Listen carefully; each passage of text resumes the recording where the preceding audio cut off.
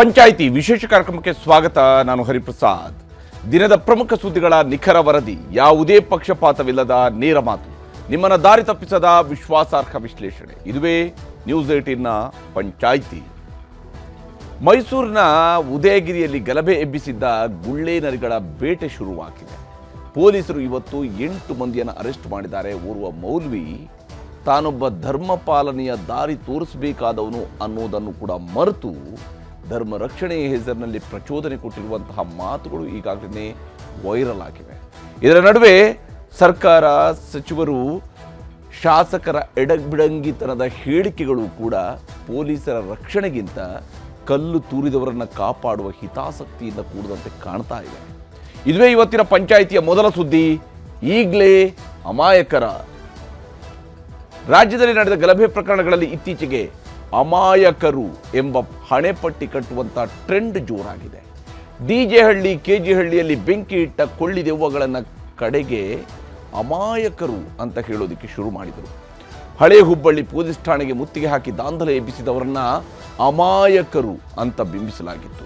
ಈಗ ಉದಯಗಿರಿಯಲ್ಲಿ ದಾಂಧಲೆ ಎಬ್ಬಿಸಿ ಪೊಲೀಸ್ ಠಾಣೆಗೆ ಮುತ್ತಿಗೆ ಹಾಕಿ ಪೊಲೀಸರ ಮೇಲೆ ಕಲ್ಲು ತೂರಿದವರನ್ನ, ಇನ್ನೂ ಪೊಲೀಸರ ಮೈಕೈಗೆ ಆಗಿರುವಂತಹ ಗಾಯ ಒಣಗುವ ಮುಂಚೆನೇ ಪಾಪ, ಅಪ್ರಾಪ್ತರು ಅಂತೆಲ್ಲ ಕರೆಯುವುದಕ್ಕೆ ಶುರುವಾಗಿದೆ. ಅಲ್ಲಿಗೆ ತನಿಖೆ, ಕಠಿಣ ಕ್ರಮ ಅನ್ನೋದೆಲ್ಲ ಕೇವಲ ಕಣ್ಣೊರೆಸುವ ತಂತ್ರವೇ ಅನ್ನುವ ಅನುಮಾನ ಸಾಮಾನ್ಯ ಜನರಿಗೂ ಕೂಡ ಮೂಡೋದಕ್ಕೆ ಶುರುವಾಗಿದೆ. ಇಷ್ಟಕ್ಕೂ ಉದಯಗಿರಿಯಲ್ಲಿ ನಡೆದ ಕಿಡಿಗೇಡಿ ಕೃತ್ಯಕ್ಕೆ ಕಿಡಿ ಹೊತ್ತಿಸಿದ್ದು ಯಾರು ಅನ್ನೋದನ್ನು ಹುಡುಕುವ ಕೆಲಸವನ್ನ ಪೊಲೀಸರು ಮಾಡ್ತಾ ಇದ್ದಾರೆ. ಕಲ್ಲು ಹೊಡೆದು ಅವಿತು ಕುಳಿತಿರುವಂತಹ ಗುಳ್ಳೆ ನರಿಗಳ ಬೇಟೆ ಶುರುವಾಗಿದ್ದು, ಪೊಲೀಸರ ಬಲೆಗೆ ಬಿದ್ದಂಥವರು ಯಾರ್ಯಾರು, ರಾಜಕೀಯ ನಾಯಕರ ಸಮರ್ಥನೆಗಳು, ಆರೋಪಗಳು ಹೇಗಿವೆ ಅನ್ನೋದನ್ನು ಒಂದು ವಿವರವಾದಂತಹ ವರದಿಯ ಮೂಲಕವಾಗಿ ನಿಮಗೆ ತೋರಿಸ್ತೀನಿ. ಇನ್ನು ಇವತ್ತಿನ ಪಂಚಾಯಿತಿಯ 2ನೇ ಸುದ್ದಿ, ಹೊರಟಿತು ಸುಗ್ರೀವಾಜ್ಞೆ. ಕರ್ನಾಟಕದಲ್ಲಿ ಸಾಲ ಪಡೆದ ತಪ್ಪಿಗೆ ಜೀವ ಬಿಡುವಂತಹ ಪರಿಸ್ಥಿತಿ ಎದುರಿಸ್ತಾ ಇರುವ ಜನರ ರಕ್ಷಣೆಗೆ ರಾಜ್ಯ ಸರ್ಕಾರ ಕಡೆಗೂ ಮುಂದಾಗಿದೆ. ಫೈನಾನ್ಸ್ ಮಾಫಿಯಾದವರ ಜೀವ ಹಿಂಡುವ ಕಾಯಕವನ್ನು ಆರಂಭದಿಂದಲೂ ಕೂಡ ಬಿಚ್ಚಿಡುವಂತಹ ಕೆಲಸವನ್ನು, ಯಾರೆಲ್ಲ ಈ ರೀತಿಯಾಗಿ ಸಾಮಾನ್ಯ ಜನರ ಜೀವ ಹಿಂಡ್ತಾ ಇದ್ದಾರೆ, ಹೇಗಿದೆ ಪರಿಸ್ಥಿತಿ ನಮ್ಮ ಹಳ್ಳಿಗಳಲ್ಲಿ ಅನ್ನೋದನ್ನು ಬಿಚ್ಚಿಡುವ ಕೆಲಸವನ್ನು ನಿಮ್ಮ ನ್ಯೂಸ್ 18 ಕನ್ನಡ ಮಾಡ್ತಾ ಬಂದಿತ್ತು. ಹಳ್ಳಿಗಳಲ್ಲಿ ವಿಶೇಷವಾಗಿ ಮಹಿಳೆಯರು ಅನುಭವಿಸ್ತಾ ಇದ್ದಂತಹ ಕಿರುಕುಳಗಳನ್ನು, ಅವರು ಕೇಳಿಸ್ಕೊಳ್ತಿದ್ದಂತಹ ಬೈಗಳಗಳನ್ನು ಎಳೆಯಾಗಿ ಬಿಚ್ಚಿಟ್ಟು ಸರ್ಕಾರದ ಮೇಲೆ ಒತ್ತಡ ಹೇರುವಂತಹ ಪ್ರಯತ್ನವನ್ನು ಮಾಡಿದ್ವಿ. ಸಾಲ ಕೊಟ್ಟವರ ಕಿರುಕುಳ ಮಿತಿ ಮೀರ್ತಾ ಇದ್ದಾಗ ಒಬ್ಬೊಬ್ಬರಾದ ಮೇಲೊಬ್ಬರು ಆತ್ಮಹತ್ಯೆಗೆ ಶರಣಾಗೋದಕ್ಕೆ ಶುರುವಾದರು. ಅಂತಹ ದುರಂತ ಕಥೆಗಳನ್ನು ಕೂಡ ರಾಜ್ಯದ ಜನರ ಮುಂದೆ ಬಿಚ್ಚಿಟ್ಟಿದ್ವಿ. ಕಡೆಗೂ ನಮ್ಮ ಪ್ರಯತ್ನ ಫಲ ಕೊಟ್ಟಿದೆ. ಸರ್ಕಾರ ಜನಸಾಮಾನ್ಯರ ರಕ್ಷಣೆಗೆ ಕಾನೂನಿನ ಬಲದೊಂದಿಗೆ ಮುಂದೆ ಬಂದಿದೆ. ಮೈಕ್ರೋ ಫೈನಾನ್ಸ್ಗಳ ನಿಯಂತ್ರಣಕ್ಕೆ ಸುಗ್ರೀವಾಜ್ಞೆಯನ್ನು ಹೊರಡಿಸಿದೆ. ಮೊದಲು ಸುಗ್ರೀವಾಜ್ಞೆ ಹಿಂದಕ್ಕೆ ಕಳಿಸಿದ್ದಂತಹ ರಾಜ್ಯಪಾಲರು ಕಡೆಗೂ ಅಂಕಿತ ಹಾಕಿ ಅಮಾಯಕರ ರಕ್ಷಣೆಗೆ ಅವಕಾಶವನ್ನು ಮಾಡಿಕೊಟ್ಟಿದ್ದಾರೆ. ರಾಜ್ಯ ಸರ್ಕಾರದ ಸುಗ್ರೀವಾಜ್ಞೆಯಲ್ಲಿರುವಂತಹ ಪ್ರಮುಖ ಅಂಶಗಳು ಇವು ಹೇಗೆ ಸಾಮಾನ್ಯ ಜನರನ್ನು, ಸಾಲ ಪಡೆದಂಥವರನ್ನು ರಕ್ಷಣೆ ಮಾಡಬಹುದು, ಹಾಗೆಯೇ ಸಾಲ ಕಟ್ಟುವ ಜವಾಬ್ದಾರಿಯನ್ನು ಕೂಡ ಹೇಗೆ ಹೊರಿಸ್ತಾ ಇದೆ, ಅದರ ಉದ್ದೇಶವನ್ನು ಕೂಡ ನಿಮಗೆ ಇವತ್ತಿನ ಪಂಚಾಯಿತಿಯಲ್ಲಿ ನಾನು ವಿವರಿಸ್ತೀನಿ. ಈಗ ಮೊದಲ ಸುದ್ದಿಯ ಕಡೆಗೆ ಹೋಗೋಣ. ಈಗಲೇ ಅಮಾಯಕರ ಅನ್ನುವಂಥ ಅನುಮಾನ ಗಲಭೆ ನಡೆದ 2ನೇ ದಿವಸಕ್ಕೇ ಕಾಡೋದಕ್ಕೆ ಶುರುವಾಗಿದೆ. ಮೊದಲ ದಿವಸನೇ ಒಬ್ಬರು ಮಂತ್ರಿ ಹೇಳಿದರು, 100% ಮುಸ್ಲಿಮರಿರುವಂತಹ ಕಡೆಯಲ್ಲಿ ಆ ಪೊಲೀಸ್ ಠಾಣೆಯಲ್ಲಿ ಹೋಗಿ ಕೂತ್ಕೊಂಡು ಕುಳಿರಿಸಿರುವಂಥದ್ದು ಎಂಥ ನಾನ್ಸೆನ್ಸ್ ಕೆಲಸ ಅನ್ನುವಂಥ ರೀತಿಯಲ್ಲಿ ಮಾತನಾಡ್ತಾ ಇದ್ರು. ಅಂದರೆ ಬೇರೆಯೇ ಸಂವಿಧಾನವನ್ನು ರಚನೆ ಮಾಡಿದವ ರೀತಿಯಲ್ಲಿ ಕೇಳಿಸ್ತಾ ಇದೆ ಇವರ ಮಾತುಗಳು. ಯಾವ್ಯಾವ ಸ್ವರೂಪದಲ್ಲಿ ಈಗ ರಕ್ಷಣೆಯ ಕೆಲಸ ನಡೀತಾ ಇದೆ, ಯಾರ ರಕ್ಷಣೆ ಮಾಡ್ತಾ ಇದ್ದಾರೆ, ಈ ವರದಿ ಮೂಲಕ ತೋರಿಸ್ತೀನಿ.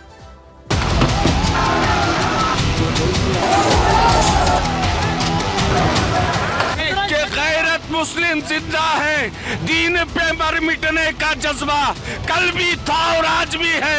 सब नारा लगाए, हम नबी के लिए जान भी देने के लिए तैयार हैं.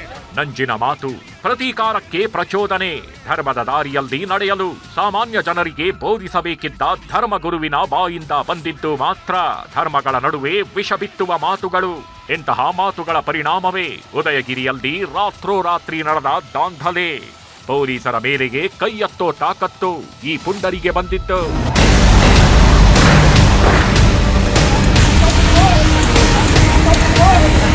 ಮೈಸೂರಿನಲ್ಲಿ ಸೋಮವಾರ ರಾತ್ರಿಯಿಂದ ಮಂಗಳವಾರ ಬೆಳಗ್ಗಿನವರೆಗೆ ಪೊಲೀಸ್ ಠಾಣೆಯ ಮೇಲೆಗೆ ಮುತ್ತಿಗೆ ಹಾಕಿ ಪೊಲೀಸರ ಮೇಲೆಗೆ ಕಲ್ಲು ತೂರಿ ಪೊಲೀಸ್ ಹಿರಿಯ ಅಧಿಕಾರಿಗಳ ಕಾರುಗಳಿಗೂ ಕಲ್ಲೆಸೆದು ಕಿಡಿಗೇಡಿಗಳು ಅಲ್ಲೋಲ ಕಲ್ಲೋಲ ಸೃಷ್ಟಿಸಿದ್ರು. ವ್ಯವಸ್ಥೆಗೆ ಭಯ ಹುಟ್ಟಿಸುವ ರೀತಿಯಲ್ಲಿ ಸವಾಲ್ ಎಸೆದಿದ್ರು. ನೋಡ್ತಿದ್ದಂತೆ ನೂರಾರು ಜನ ಜಮಾಯಿಸಿ ಕಲ್ಲುಗಳನ್ನ ಎಸೆಯೋದಕ್ಕೆ ಶುರು ಮಾಡಿದ್ರು. ಪೊಲೀಸರ ಲಾಠಿಗೂ ಬೆದರದೆ ಕಡೆಗೆ ಅಶ್ರುವಾಯು ಸಿಡಿಸುವಂತಹ ವಾತಾವರಣ ನಿರ್ಮಿಸಿದ್ರು. ಯಾವ ಮಟ್ಟಿಗೆ ಅಂದ್ರೆ ಮೈಸೂರು ನಗರದ ಉದಯಗಿರಿ ಜನ ಅಕ್ಷರಶಃ ಜೀವ ಕೈಯಲ್ಲಿ ಹಿಡ್ಕೊಂಡು ಮನೆಯೊಳಗೆ ಸೇರುವಂತಾಗಿತ್ತು.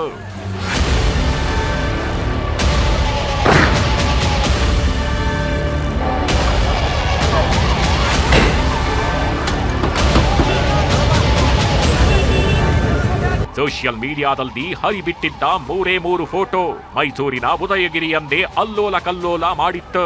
ಮುಸ್ಲಿಂ ಯುವಕರ ಆಕ್ರೋಶದ ಕಿಚ್ಚಿಗೆ ಕಗ್ಗತ್ತಲ ರಾತ್ರಿಯಲ್ಲಿ ಪೊಲೀಸರೇ ಕಂಗಾಲಾಗಿ ಹೋಗಿದ್ರು.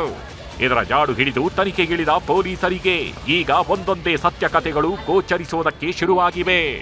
ಉದಯಗಿರಿ ಉದ್ವಿಗ್ನ ಆಗೋದಕ್ಕೂ ಮೊದಲು ಮುಸ್ಲಿಂ ನಾಯಕ ಮಾಡಿದ್ದ ಪ್ರಚೋದನಾಕಾರಿ ಭಾಷಣ ಹೊಸ ಸಂಚಲನ ಸೃಷ್ಟಿಸಿದೆ. ದ್ವೇಷದ ದಳ್ಳೂರಿಗೆ ಇದೇ ಪ್ರಮುಖ ಕಾರಣ ಅಂತ ವೈರಲ್ ಆಗ್ತಿದೆ.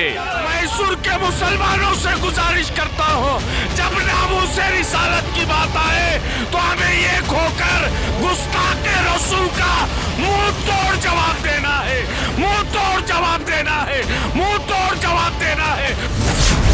ಮುಸ್ಲಿಂ ಧರ್ಮಗುರುವಿನ ಬೆಂಕಿ ಭಾಷಣ. ಮೊದಲೇ ನಡೆದಿತ್ತ ಕಲ್ಲೇಟಿನ ಸಂಚು. ಕೋಮು ದಳ್ಳೂರಿಗೆ ಸಣ್ಣದೊಂದು ಕಿಡಿ ಸಾಕು, ಒಂದೇ ಒಂದು ನಂಜಿನ ಮಾತು ಸಾಕು.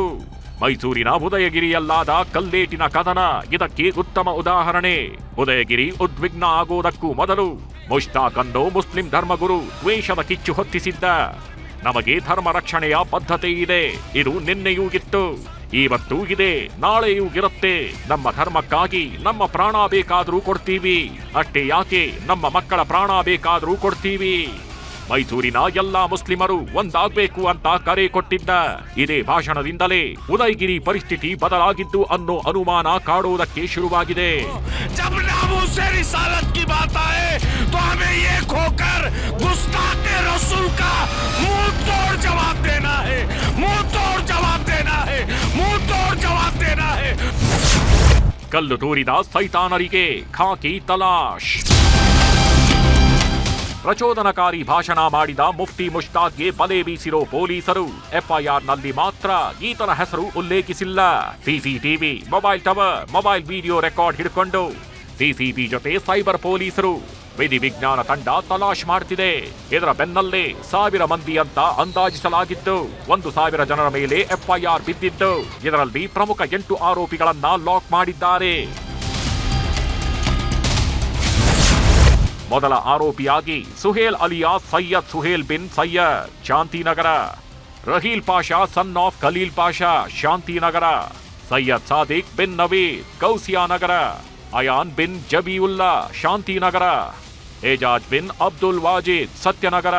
ಸಾದಿಕ್ ಪಾಷಾ ಅಲಿಯಾಸ್ ಸಾದಿಕ್ ಬಿನ್ Khalid Pasha, Rajiv Nagar. Arba Sharif son of Iqbal Sharif, Rajiv Nagar. Shoaib Pasha son of Majeed Pasha, ಗೌಸಿಯಾನಗರ.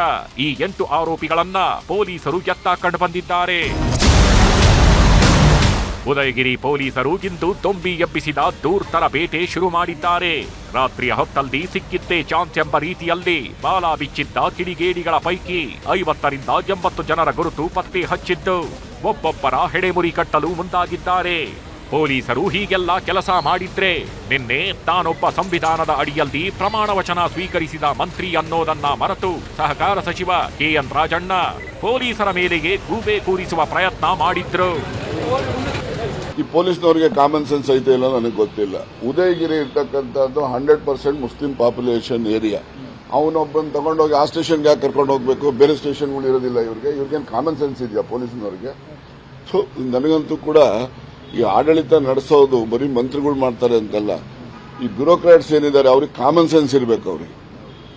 ಅವರು ತಗೊಂಡೋಗಿ ಆ ಉದಯಗಿರಿ ಪೊಲೀಸ್ ಸ್ಟೇಷನ್ ಅಂದ್ರೆ 99% ಡಾಮಿನೇಟೆಡ್ ಬೈ ಮುಸ್ಲಿಮ್ಸ್. ನ್ಯಾಚುರಲಿ ಎನ್ರೇಜ್ ಅದೇ ಆಗ್ತಾರೆ. ಅದಕ್ಕೋಸ್ಕರ ಈಗ ಏನು ಅವನು ಅರೆಸ್ಟ್ ಮಾಡಿದ್ಮೇಲೆ ಏನೆಲ್ಲ ಆಗಿದೆ ಅದಕ್ಕೆ ಅಲ್ಲಿ ಸ್ಥಳೀಯ ಪೊಲೀಸರೇ ಕಾರಣ.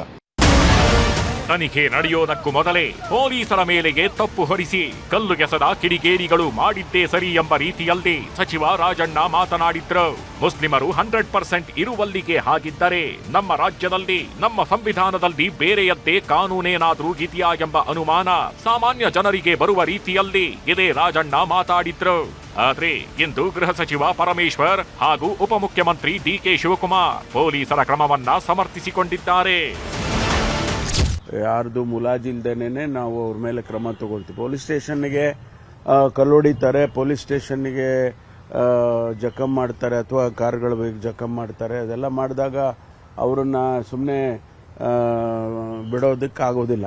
ಕಠಿಣವಾದ ಕ್ರಮ ತಗೊಳ್ತೀವಿ. ಅವ್ರು ಯಾರು ಕಲ್ಪ್ರಿಟ್ಸ್ ಇದ್ದಾರೆ, ಈಗ ಐಡೆಂಟಿಫೈ ಮಾಡಿದ್ದಾರೆ ವಿಡಿಯೋ ಅವರ ಕ್ಯಾಮರಾದಲ್ಲಿ, ಅವ್ರನ್ನ ಎಲ್ಲರನ್ನೂ ಕೂಡ ಅರೆಸ್ಟ್ ಮಾಡೋದಕ್ಕೆ ಸೂಚನೆ ಕೊಟ್ಟಿದ್ದೇನೆ ನಾನು. ಕಾನೂನು ರೀತಿಯ ಕ್ರಮ ಕೈಗೊಳ್ತಾರೆ. ಯಾರೇ ತಪ್ಪು ಮಾಡಿದ್ರು, ಯಾವುದೇ ಥರ ತಪ್ಪು ಮಾಡಿದ್ರು ಕಾನೂನು ರೀತಿ ಕ್ರಮ ಕೈಗೊಳ್ತಾರೆ. ಬಟ್ ನಾನು ನಮ್ಮ ಆಫೀಸರ್ಸ್ ಏನು ಟೈಮ್ಲಿ ಆ್ಯಕ್ಟ್ ಮಾಡಿ ಕಂಟ್ರೋಲ್ ತಂದು ಯಾರಿಗೂ ಅಪಾಯ ಆಗಿದ್ದಂಗೆ ಏನು ಮಾಡಿದ್ದಾರೆ, ನಾನು ಅವ್ರಿಗೆ ಅಭಿನಂದಿಸ್ತೀನಿ. ಆಡಳಿತ ನಡೆಸೋ ಕಾಂಗ್ರೆಸ್ ನಾಯಕರೇ ಈ ರೀತಿ ದ್ವಂದ್ವ ಹೇಳಿಕೆ ಕೊಡ್ತಿದ್ದಾರೆ. ಒಂದು ಕಡೆ ಪೊಲೀಸರನ್ನ ಹೊಗಳಿದ ಉಪಮುಖ್ಯಮಂತ್ರಿ ಡಿಕೆ ಶಿವಕುಮಾರ್, ಮತ್ತೊಂದು ಕಡೆ ಕಲ್ಲು ತೂರಾಟ ಮಾಡಿದವರು ಅಪ್ರಾಪ್ತ ಹುಡುಗರು ಪಾಪ ಅಂತ ಹೇಳಿಕೆಯನ್ನು ಕೊಟ್ಟಿದ್ದಾರೆ. ಅಂದ್ರೆ ಈಗಲೇ ಕಲ್ಲು ತೂರಿದವರನ್ನ ಕ್ಷಮಿಸುವ ಹಂತಕ್ಕೆ ಸರ್ಕಾರ ಹೋಗಿದೆಯಾ ಎಂಬ ಅನುಮಾನ ದಟ್ಟವಾಗಿ ಮೂಡುವಂತೆ ಮಾಡಿದೆ. ಇನ್ನೊಂದ್ ಕಡೆ ಮಾಗಡಿ ಶಾಸಕ ಎಚ್.ಸಿ. ಬಾಲಕೃಷ್ಣ ಮುಸ್ಲಿಮರ ಏರಿಯಾದಲ್ಲಿ ಆರ್ಎಸ್ಎಸ್ನವನನ್ನ ಇರಿಸಿದ್ರೆ ಗಲಾಟೆ ಆಗದೆ ಇರುತ್ತಾ ಎಂದು ಕೇಳುವ ಮೂಲಕ ಮುಸ್ಲಿಮರಿಗೆ ತಮ್ಮ ಸರ್ಕಾರದಲ್ಲಿ ವಿಶೇಷ ಸ್ಥಾನಮಾನವಿದೆ ಎಂದು ತೋರಿಸುವ ರೀತಿಯಲ್ಲಿ ಮಾತನಾಡಿದ್ದಾರೆ. ಕೆಲವು ಮುಸಲ್ಮಾನ್ ಇವರು ಏನು ಲೀಡರ್ಸ್ ಏನಿದ್ದಾರೆ ಪಾಪ ಅವರೆಲ್ಲ ಬಂದು ಬಹಳ ಜನ ಕಂಟ್ರೋಲ್ ಮಾಡಿದ್ದಾರೆ. ಎಲ್ಲ ಚಿಕ್ಕ ಹುಡುಗರಂತೆ. ಆ ವಿಡಿಯೋನು ನಾನು ನೋಡಿದ್ದೇನೆ. ಚಿಕ್ಕ ಹುಡುಗರು 14, 15, 17, 18 ವರ್ಷದ ಹುಡುಗರು ಪಾಪ ಅವರೆಲ್ಲ ಬಂದು, ಹಿರಿಯರೆಲ್ಲ ಬಂದು ತಡೆದು ಮಾಡಿ ಬುದ್ಧಿವಾದ ಹೇಳಿ ಅವ್ರನ್ನೆಲ್ಲ ಅವ್ರಿಗೂ ಏಟು ಬಿದ್ದಿದೆ. RSS ಕಾರ್ಯಕರ್ತನ ತಗೊಂಡ್ಬಂದು ಅಲ್ಪಸಂಖ್ಯಾತರಿರ್ತಕ್ಕಂಥ ಜಾಗದಲ್ಲಿ ಇಡಬಾರ್ದಾಗಿತ್ತು ಅಂತಕ್ಕಂಥ ವಿಚಾರ ಇಟ್ಕೊಂಡು ರಾಜಣ್ಣವ್ರು ಹೇಳಿರ್ತಕ್ಕಂಥದ್ದು, ಅವ್ರಿಗಿರ್ತಕ್ಕಂಥದ್ದು ಹೇಳಿಕೆ ಸರಿಯಾಗಿ ಇದೆ. ಯಾರ್ಯಾರನ್ನ ಯಾವ್ಯಾವ ಸಂದರ್ಭದಲ್ಲಿ ಎಲ್ಲೆಲ್ಲಿ ಇಡಬೇಕು ಅಂತಕ್ಕಂಥ ಆಲೋಚನೆ ಪೊಲೀಸ್ನವ್ರಿಗೆ ಇರಬೇಕು, ಬುದ್ಧಿವಂತಿಕೆ ಕೂಡ ಪೊಲೀಸ್ನವ್ರಿಗೆ ಇರಬೇಕು. ಇದರಿಂದ ಸಣ್ಣ ಪುಟ್ಟ ಘಟನೆಗಳು ಆಗ್ತವೆ. ಕಾಂಗ್ರೆಸ್ ನಾಯಕರ ಇಂತಹ ಮುಸ್ಲಿಂ ಪ್ರೀತಿ ಬಿಜೆಪಿ ನಾಯಕರಿಗೆ ಸಹಜವಾಗಿಯೇ ದೊಡ್ಡ ಅಸ್ತ್ರವಾಗಿದೆ. ಕೈ ನಾಯಕರ ಮಾತುಗಳನ್ನೇ ಮುಂದಿಟ್ಟು ಪ್ರತಿಪಕ್ಷ ನಾಯಕರು ಸರ್ಕಾರದ ವಿರುದ್ಧ ಹರಿಹಾಯ್ದಿದ್ದಾರೆ. ಮೈಸೂರಲ್ಲಿ ಪೊಲೀಸ್ ಸ್ಟೇಷನ್ಗೆ ನುಗ್ಗಿ ಮುಸ್ಲಿಂ ಮತಾಂಧರು ದಾಂಧಲೆ ಮಾಡಿದ್ದಾರೆ, ಕಲ್ಲುಗಳು ತೂರಾಟ ಮಾಡಿದ್ದಾರೆ, ಪೊಲೀಸ್ ಸ್ಟೇಷನ್ನ ಕಬ್ಜಾ ಮಾಡುವಂಥ ಕೆಲಸ ಮಾಡಿದ್ದಾರೆ. ಆದರೆ ಮಂತ್ರಿಗಳು ಹೇಳಿದ್ದಾರೆ ಅವರೆಲ್ಲ ಸಣ್ಣ ಹುಡುಗರಂತೆ. ಹಿಂದೆ ಕುಕ್ಕರ್ ಬಾಂಬ್ ಬ್ಲಾಸ್ಟ್ ಆಗಾದಾಗ ಬ್ರದರ್ಸ್ ಅಂದಿದ್ರು. ಈಗ ಅಲ್ಲಿ ಕಲ್ಲು ಹೊಡೆದವರೆಲ್ಲ ಸಣ್ಣ ಹುಡುಗರಂತೆ, ಏನು ಗೊತ್ತಿಲ್ದಿರ ಹೊಡೆದ್ಬಿಟ್ರಂತೆ. 100ಕ್ಕೆ 100ರಷ್ಟು ಮುಸ್ಲಿಂ ಇರೋ ಜಾಗದಲ್ಲಿ ನೀವು ಮತ್ತೆ ಅವ್ರನ್ನ ಯಾಕೆ ತಂದು ಅಲ್ಲಿಟ್ಕೊಂಡ್ರಿ ಅಂತ. 100ಕ್ಕೆ 100ರಷ್ಟು ಮುಸ್ಲಿಮರೇ ಇರೋ ಜಾಗ ಆದ್ರೆ ಇದೇನ್ ಪಾಕಿಸ್ತಾನ ಅನ್ಕೊಂಡ್ರ ನೀವು? ನೀವ್ ಯಾಕೆ ಅವ್ರಿಗೆ ಕೊಟ್ಬಿಡಿ. ಹಾಗಾದ್ರೆ ಯಾರು ನೆನ್ನೆ ಕಲ್ಲು ತೂರಿದಾರೋ ಅವ್ರನ್ನೆಲ್ಲ ಹಿಡಿದು ಸನ್ಮಾನ ಮಾಡಿ ಅವರಿಗೆ ಕೊಟ್ಬಿಡಿ. ಅದು ಮೈಸೂರಿನ ಉದಯಗಿರಿ ಗಲಭೆಯಲ್ಲಿ ಡಿಸಿಪಿ ವಾಹನ ಸೇರಿದಂತೆ 10ಕ್ಕೂ ಹೆಚ್ಚು ಪೊಲೀಸ್ ವಾಹನಗಳು ಜಖಮ್ಮಾಗಿವೆ. ಘಟನೆಯ ದಿನ ಅಷ್ಟೊಂದು ಕಲ್ಲುಗಳು ಎಲ್ಲಿಂದ ಬಂದವು? ಇದೊಂದು ಪೂರ್ವ ನಿಯೋಜಿತ ಕೃತ್ಯವೇ ಎಂಬ ವಿಚಾರದಲ್ಲೂ ಸಿಸಿಬಿ ಪೊಲೀಸರು ತನಿಖೆ ನಡೆಸುತ್ತಿದ್ದಾರೆ. 14ಕ್ಕೂ ಹೆಚ್ಚು ಪೊಲೀಸರಿಗೆ ಗಾಯವಾಗಿದ್ದು ಕೆಲವರನ್ನ ಚಿಕಿತ್ಸೆಗೆ ಅಂತ ಆಸ್ಪತ್ರೆಗೆ ದಾಖಲಿಸಲಾಗಿದೆ. ಆದರೆ ಸರ್ಕಾರ ನಡೆಸುವವರೇ ಗಲಭೆಯ ಬಗ್ಗೆ ದಿನಕ್ಕೊಂದು ಹೇಳಿಕೆ ನೀಡುತ್ತಿದ್ದಾರೆ. ಬಿಜೆಪಿ ಆಡಳಿತದ ಅವಧಿಯಲ್ಲೂ ರಾಜ್ಯದಲ್ಲಿ ಇಂಥದ್ದೇ ಗಲಭೆಗಳು ನಡೆದಿವೆ. ಈಗ ಕಾಂಗ್ರೆಸ್ ಆಡಳಿತದ ಅವಧಿಯಲ್ಲೂ ಗಲಭೆ ನಡೆದಿದೆ. ಹೀಗಿರುವಾಗ ಇಲ್ಲಿ ರಾಜಕೀಯವನ್ನ ಬದಿಗಿಟ್ಟು ಕಾನೂನು ಕೈಗೆತ್ತಿಕೊಳ್ಳುವ ದುಷ್ಟರನ್ನು ಶಿಕ್ಷಿಸಬೇಕಿದೆ. ಕಿಡಿಗೇಡಿಗಳನ್ನು ಅಮಾಯಕರು ಎಂಬ ರೀತಿಯಲ್ಲಿ ಬ್ರ್ಯಾಂಡ್ ಮಾಡ್ತಾ ಕುಳಿತ್ರೆ ನಾಳೆ ದಿನ ಪೊಲೀಸರು ಕೆಲಸ ಮಾಡೋದು ಹೇಗೆ? ಇನ್ನೊಮ್ಮೆ ಪೊಲೀಸರ ಮೇಲೆ, ಪೊಲೀಸ್ ಠಾಣೆಯ ಮೇಲೆ ಕೈಯೆತ್ತದ ರೀತಿಯಲ್ಲಿ ತಪ್ಪಿತಸ್ಥರಿಗೆ ಶಿಕ್ಷೆಯಾದ್ರೆ ಮಾತ್ರ ಇಂತಹ ಘಟನೆಗಳು ಮರುಕಳಿಸದಂತೆ ತಡೆಯಲು ಸಾಧ್ಯ. ಇಲ್ಲದೆ ಹೋದ್ರೆ ಕಾಂಗ್ರೆಸ್ ಸರ್ಕಾರ ಪ್ರತಿಪಾದಿಸುವ ಸರ್ವ ಜನಾಂಗದ ಶಾಂತಿಯ ತೋಟಕ್ಕೆ ಕೊಳ್ಳಿ ಇಟ್ಟಂತಾಗುವುದಿಲ್ಲವೇ ಎನ್ನುವುದು ಜನಸಾಮಾನ್ಯರ ಪ್ರಶ್ನೆ.